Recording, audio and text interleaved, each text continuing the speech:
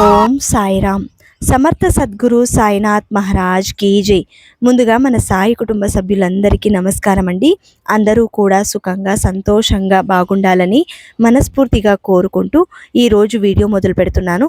ఇక ఈరోజు వీడియోలో బాబాగారు ఏం చెప్పబోతున్నారు అంటే, నీకొక అవకాశం ఇస్తున్నాను తల్లి, రానున్న రాజయోగం 7 జన్మల అదృష్టం, ఈ రహస్యం చూడగానే వినమ్మా అని చెప్పి బాబాగారు ఈరోజు ఒక మంచి సందేశాన్ని తీసుకొచ్చారండి. నిన్న రాత్రి షిరిడీలో జరిగిన చావడి ఉత్సవం అందరూ చూస్తూ కనులారా ఆస్వాదిస్తూ బాబాగారి సందేశాన్ని ఈ వీడియో ద్వారా వినండి.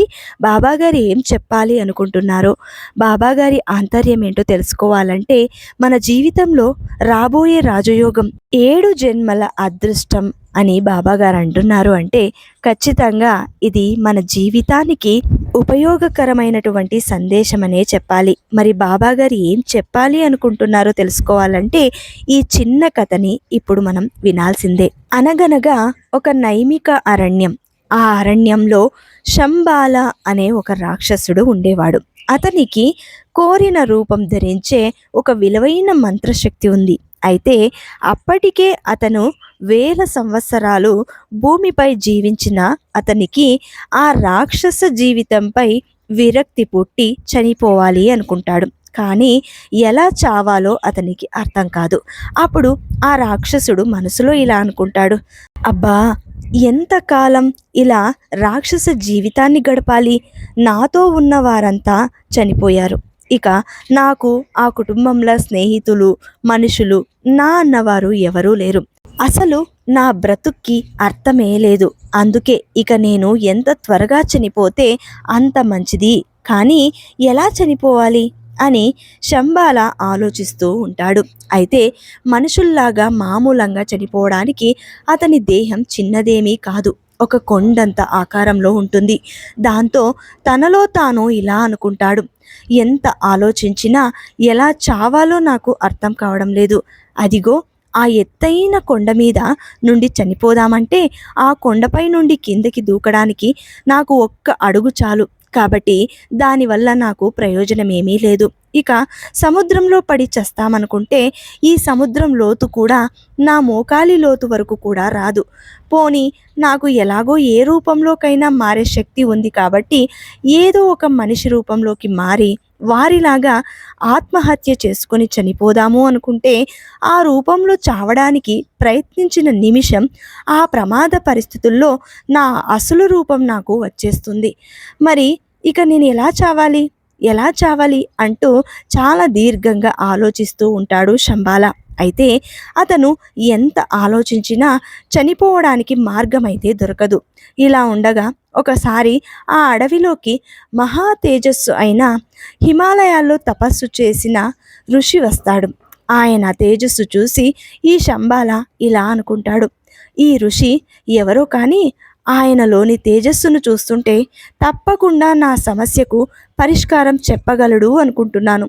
ఇతన్ని అడిగి ఎలాగైనా సరే ఈ రాక్షస జన్మ నుండి విముక్తి పొందాలి.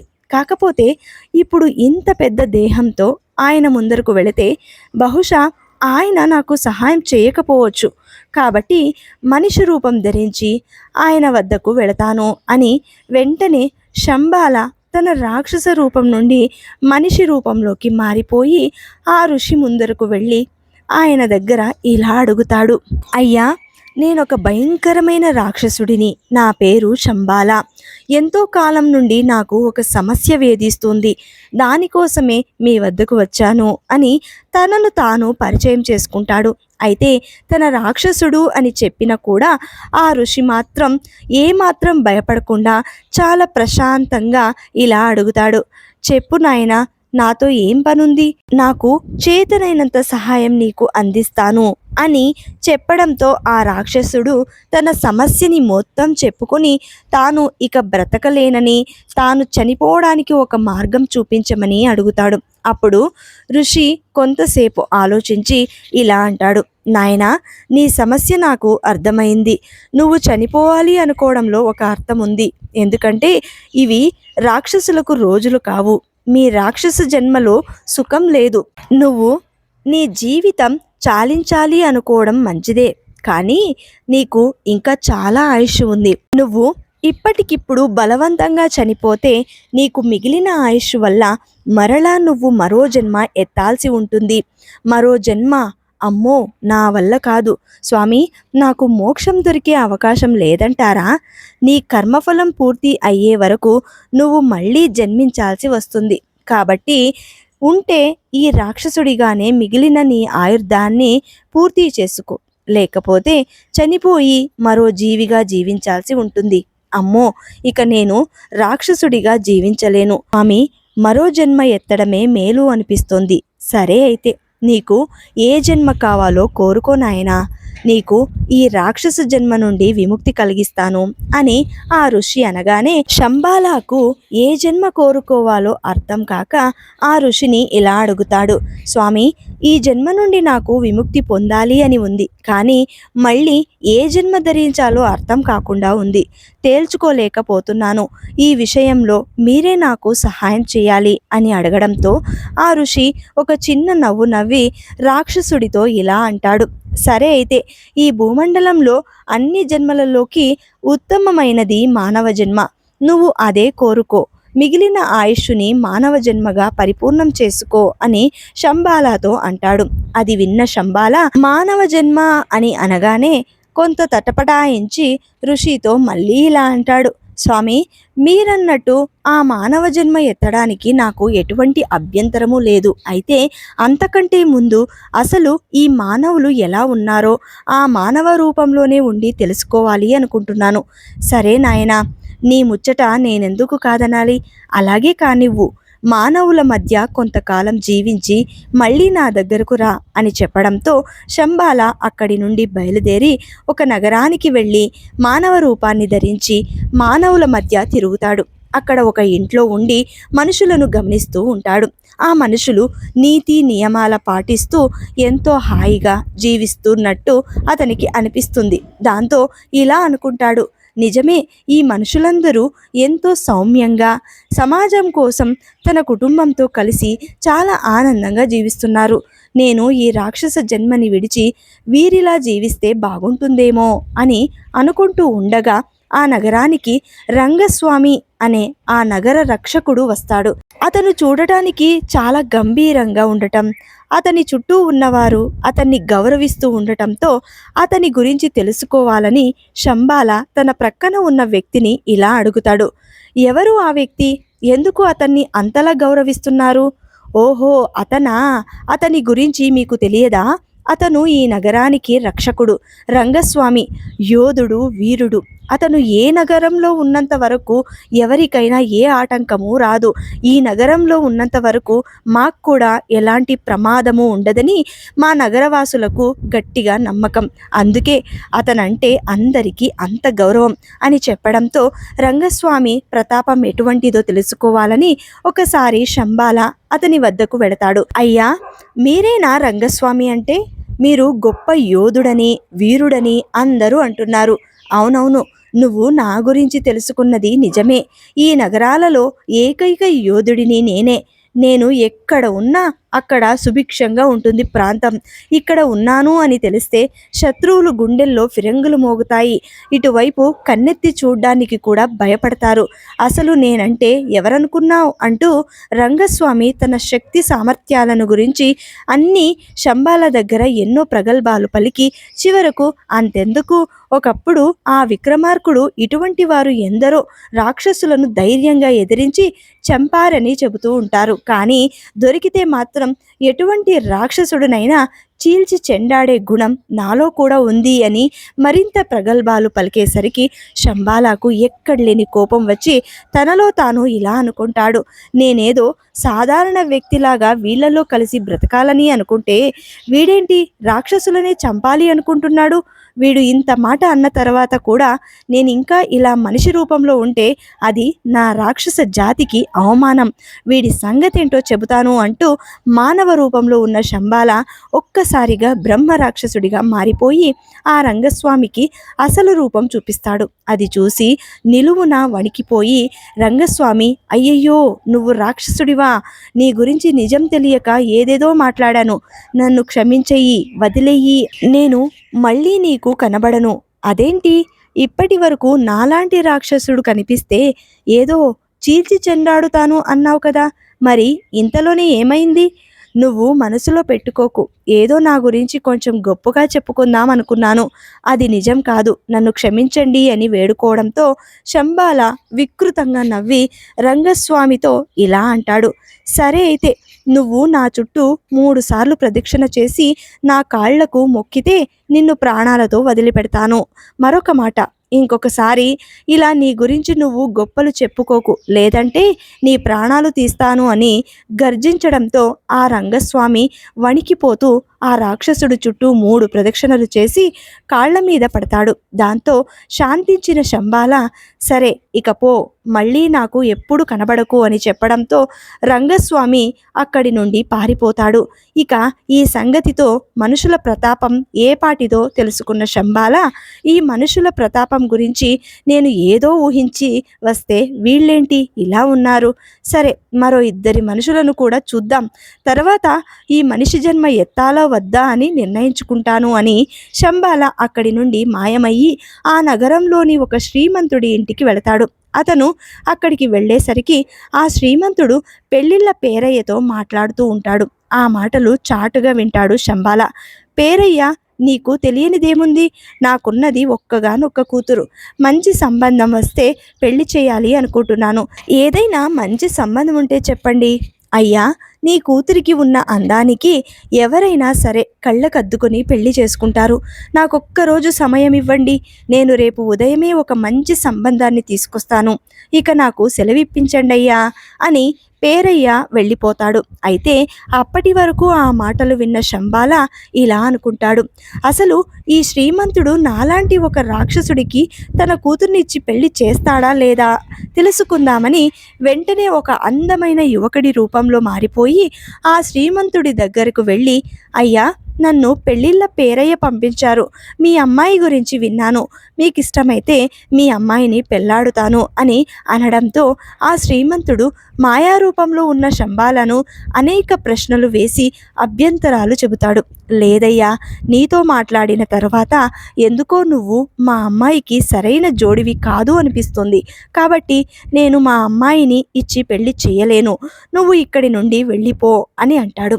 అతను కరాఖండగా చెప్పడంతో మళ్ళీ శంబాలకు ఎక్కడలేని కోపం వచ్చి తన రూపం అందమైన యువకుడి నుండి భయంకరమైన రాక్షసుడి రూపంలోకి మారిపోయి శ్రీమంతుడిని బెదిరిస్తూ ఇలా అంటాడు. ఇప్పుడు చెప్పు, మీ అమ్మాయిని ఇచ్చి నాకు వివాహం చేస్తావా, లేక నీ ప్రాణం తీయమంటావా అని అడుగుతాడు. అయితే ఊహించని ఈ పరిణామానికి శ్రీమంతుడు నిలువునా వణికిపోతూ, నువ్వు అడిగినట్టే నా కూతుర్నిచ్చి వివాహం చేస్తాను, నన్ను వదిలిపెట్టే బాబు అని వేడుకోవడంతో ఆ శంబాల భయంకరంగా నవ్వి శ్రీమంతుడితో ఇలా అంటాడు. భయపడకు, అసలు మీ మనుషులు ప్రేమాభిమానాలకు ఎంత విలువనిస్తారో తెలుసుకుందామని వచ్చాను. నేను రాకముందు వరకు నీ కూతురిపై ప్రేమతో మంచి సంబంధం తీసుకొచ్చి ఆమెకు పెళ్లి చేద్దామనుకున్నావు. ఇక నేను ఒక రాక్షసుడిని అని తెలిసి కూడా నీలో ప్రాణభయం మొదలయ్యేసరికి నీ కూతురి మీద ఉన్న ప్రేమ పోయి నాలాంటి రాక్షసుడికి కూడా ఇచ్చి పెళ్లి చేయడానికి సిద్ధపడ్డావు. అంటే నీ కూతురి మీద ప్రేమ కంటే నీ ప్రాణమే నీకు ఎక్కువయింది. సరేలే, ఇక వస్తాను అని మనుషుల్లో ఉండే ప్రేమాభిమానాల గురించి తెలుసుకున్న తాను బిగ్గరగా నవ్వి అక్కడి నుండి మాయమైపోతాడు. ఇక చివరిగా అదే నగరంలో ఉన్న శివశాస్త్రి అనే మహాభక్తుడి వద్దకు వెళతాడు. ఈ శివశాస్త్రి ఎప్పుడూ నిత్యం తన ఇంట దేవుడికి పూజలు చేస్తూ నైవేద్యాలు పెడుతూ ఆ దేవుడి సేవలో నిమగ్నమై ఉంటాడు. ఇక ఇతని ఇంటికి జనం ఇతనిపై ఉన్న నమ్మకంతో తండోపతండాలుగా వచ్చిపోతూ ఉంటారు. మరి ఇతను నా పట్ల ఏ విధంగా ప్రవర్తిస్తాడో చూద్దాం అని అనుకుని ఆ రోజు రాత్రి శివశాస్త్రి ఒక్కడే ఇంట్లో ఉన్నప్పుడు ఆ అర్ధరాత్రి వేళ శంబాల తన నిజ రూపంలో శివశాస్త్రి ముందుకు వెళతాడు. అయితే ఒక్కసారిగా శివశాస్త్రి ఆ బ్రహ్మ రాక్షసుడిని చూసి వణికిపోతాడు. అది చూసి శంబాల ఇలా అంటాడు. ఏంటి, ప్రతిరోజు తప్పనిసరిగా నిత్యం ఆ దైవనామస్మరణంలో ఉండే నువ్వు కూడా నన్ను చూసి వణికిపోతున్నావా? నీ దేవుడిపై నీకు నమ్మకం లేదా? ఎందుకు లేదు? నేను నా దేవుడిని పూర్తిగా నమ్ముతున్నాను. మరి ఎందుకు వణికిపోతున్నావు? నీకు నీ దేవుడిపై నమ్మకం కంటే నీ ప్రాణంపై ఆశ ఎక్కువగా ఉంది. అందుకే నువ్వు నన్ను చూసి భయపడుతున్నావు. లేదంటే నీ భారమంతా ఆ దేవుడిపై వేసి నువ్వు చాలా ప్రశాంతంగా ఉండేవాడివి. నువ్వు చేస్తున్నదంతా ప్రజల కోసం, నీ పేరు కోసం చేసే పూజలే తప్ప నిజంగా ఆ దేవుడి సేవ కాదు. అందుకే నువ్వు ఇప్పుడు భయంతో వణికిపోతున్నావు. లేదు లేదు, నాకు ప్రాణభయం అస్సలు లేదు. సరే, అది చూద్దాం.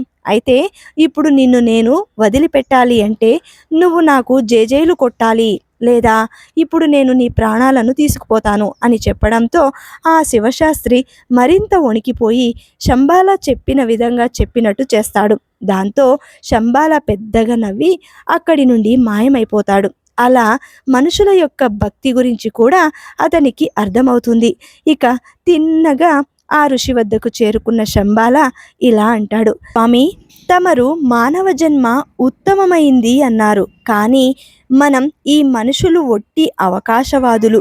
వాళ్ళు సృష్టిలోని సమస్త జంతుజాలను తమ అదుపులోకి తెచ్చుకొని నాగరికత సృష్టించుకొని హాయిగా జీవిస్తున్నప్పటికీ వాళ్ళ జీవితమంతా ఒక బూటకం, నాటకం. వాళ్ళు కోరి ఆచరించే పనులపై కూడా వారికి నమ్మకం లేదు అంటూ తను చూసినవన్నీ చెప్పుకొస్తాడు శంబాల. అంతా విన్నాక ఆ ఋషి ఇలా అంటాడు, సరే నాయనా, మనిషి జన్మ కాకపోతే ఇక నువ్వు ఏ జన్మ కోరుకుంటావో చెప్పు మరి అని ఋషి అడుగుతాడు. అప్పుడు శంబాల ఇలా అంటాడు, నేను మనిషి జన్మ కాదు అని ఎప్పుడు చెప్పాను? నేను మానవ జన్మనే పొందాలి అనుకుంటున్నాను అని శంబాల అనగానే ఋషి కాస్తంత ఆశ్చర్యపోతూ, ఏమిటి, ఈ మనుషుల గురించి ఇంత తెలుసుకున్న తర్వాత కూడా నువ్వు మనిషి జన్మ ఎత్తాలి అనుకుంటున్నావా? ఎందుకో తెలుసుకోవచ్చా? అవును, ఎందుకంటే ఎంత బూటకంగా జీవిస్తున్నా కూడా ఇది మానవుల కాలం. ఎన్ని శక్తులు ఉన్నా నాకు జీవితం మీద విరక్తి పుట్టింది, కానీ ఈ మనుషుల్లో జీవితం మీద ఆశ ఉంది. వాళ్ళు చావంటే భయపడతారు. చావును దూరంగా ఉంచడానికి వాళ్ళు తమ విశ్వాసాలన్నీ కూడా పక్కన పెట్టగలరు. ఇక ఒక మనిషిగా జీవించడంలో ఏదో ఆకర్షణ ఉంది. బతికి ఉన్నంత కాలం జీవనాకాంక్ష ఉండి మానవ జన్మ నాకు నచ్చింది, అందుకే మనిషిగానే పుట్టాలి అనుకుంటున్నాను అని శంబాల చెప్పడంతో ఆ ఋషి మంత్రజాలం చల్లగానే శంబాల రాక్షసుడిగా అంతమైపోయి అదే నగరంలో ఎక్కడో ఒక కుటుంబంలో మనిషిగా పుడతాడు. అలా రాక్షసుడిగా కోల్పోయిన అన్ని భావోద్వేగాలను మనిషిగా అతను అనుభవించాలి అనుకుంటాడు, అనుభవిస్తాడు. దీన్ని బట్టి బాబాగారు అందిస్తున్న గొప్ప సందేశం ఏంటి అంటే, ఒక్కసారి జీవితంలో అవకాశం అనేది వస్తుంది. దానిని మనం దుర్వినియోగం చేసుకోకూడదు, వినియోగించుకోవాలి. రానున్న రాజయోగాన్ని ఎప్పటికీ మనం అదృష్టంగానే భావించి మన జీవితంలోకి ఆహ్వానించాలి. ఇంకొక విషయం ఏంటంటే, మనిషి ఆశావాది అని చెప్పడానికి ఈ కథే నిదర్శనం. ఇంకా చెప్పాలంటే మనిషిని ఒక ఊసరవెల్లి అని కూడా చెప్పవచ్చు. ఎందుకంటే ఊసరవెల్లి ఏ విధంగా తన రంగులను మార్చుకుంటుందో అదే విధంగా మనిషి జీవితంలో కూడా తన అవసరాలను, తన కోరికలను మార్చుకుంటూనే ఉంటాడు. ఏది కనిపించినా అది కావాలి అనుకుంటాడు. ఎవరు ఎలా బ్రతికినా వారిలాగా బ్రతకాలి అనుకుంటాడు. ఆ విధంగా మనిషికి అద్దే లేదు. ఇకపోతే ఆశ అంటారా, ఆశ అన్నది కూడా అంతులేనిది. దైవం పట్ల మనం ఏ విధంగా ప్రవర్తించాలి? ఒక్కసారి దైవాన్ని పూర్తి విశ్వాసాలతో శ్రద్ధ భక్తిగా మనం నమ్మితే ఆ భగవంతుడు దేన్నైనా ఎదురించే శక్తిని ఆ భగవంతుడు కల్పిస్తాడు. కాకపోతే అది అందరి వల్ల సాధ్యం కాదు. ఇప్పుడు ప్రతి ఒక్కరూ నేను సాయి భక్తుడే, నేను సాయి భక్తురాలినే అని అంటూ ఉంటారు కదా. ప్రతి ఒక్కరింట్లో కూడా సాయి చమత్కారాలు జరుగుతాయా? సాయి లీలలు జరుగుతాయంటారా? అసలు మా ఇంట్లో సాయి మిరాకిల్ జరిగింది అంటారు. మరి అందరూ సాయి భక్తులే అయినప్పుడు అందరి ఇళ్లల్లోనూ ఎందుకు సాయి చమత్కారాలు జరగవు? ఒక్కసారి ఆలోచించండి, ఎందుకు జరగవు అని. మనం ఎక్కడ తప్పులు చేస్తున్నామో అసలు మనం అడుగుతున్న కోరికలు తీరడంలోనే తెలుస్తుంది. మనం ఏదైనా ఒక కోరిక కోరితే వెంటనే తీరకపోతే ఆ భగవంతుడిని నిందిస్తూ ఉంటామే, అది ఎంత తప్పో తెలుసా? అసలు ఆ కోరిక తీరకపోవడానికి కారకులు ఎవరు? మనమే కదా. మనం తప్పు చేసి భగవంతుడిని నిందించడం ఏంటి? తప్పు కదా. మన తప్పుని మనం తెలుసుకుని సరిదిద్దుకుంటే సరిపోతుంది కదా. భగవంతుడు ఎప్పుడు దారి చూపిస్తాడు. ఆ దారిలో ఎన్ని ముళ్ళ బాటలు వచ్చినా మనం ఎదుర్కోవాల్సిందే, తప్పదు. దానిని తప్పించుకొని ఆ దారి కాదు దొడ్డిదారిలో పోతామంటే అవుతుందా? ఆ దొడ్డిదారిలో అన్నీ ఎడబాటులే. ఇక ఏ దారి కావాలో నిర్ణయించుకోవాల్సిన బాధ్యత కూడా ఆ భగవంతుడు నీకే వదిలేస్తాడు.